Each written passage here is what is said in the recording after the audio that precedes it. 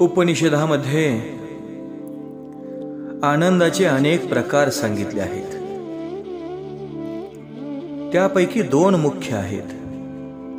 एक साधनजन्य आनंद व दोन स्वयंसिद्ध आनंद. साधनजन्य आनंद म्हणजे विषयजन्य आनंद.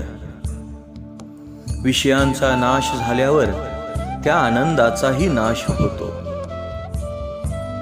योगीजनाजवळ कोणतीही साधने वा विषय नसतात तरीही त्यांना आनंद मिळतो.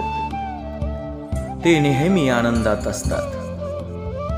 यावरून हेच सिद्ध होते की आनंद आत आहे, बाहेर नाही.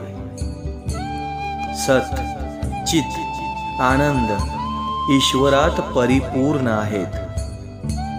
परमात्मा परिपूर्ण सतरूप, परिपूर्ण चितरूप, परिपूर्ण आनंद रूप आहे. परमात्मा श्रीकृष्ण परिपूर्ण आनंद रूप आहे. श्रीकृष्ण परिपूर्ण ज्ञानी आहे. श्रीकृष्णाला 16,000 राण्यांसोबत संवाद करताना जे ज्ञान होते तेच द्वारकेचा नाश होत असतानाही होते. श्रीकृष्णाचा आनंद द्वारकेत किंवा राण्यात नव्हता. सर्व विनाश होत असतानाही श्रीकृष्णाचा आनंद नष्ट होत नव्हता. कारण की श्रीकृष्ण तर स्वयं आनंद रूप आहेत.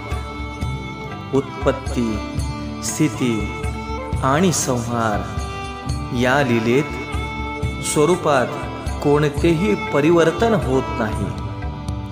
श्री ठाकूरजी संहारालाही आपलीच लीला मानतात. उत्पत्ती, स्थिती आणि संहार ही देवाचीच लीला होय. परमात्मा तीनही अवस्थांमध्ये आनंद रूपच असतात आणि आपल्या स्वरूपात स्थित असतात. जीवाला जर आनंदमय व्हायचे असेल तर त्याला सच्चिदानंदाचा आश्रय घ्यायला लागेल. हा जीव जोपर्यंत परिपूर्ण होत नाही तोपर्यंत त्याला शांती मिळत नसते.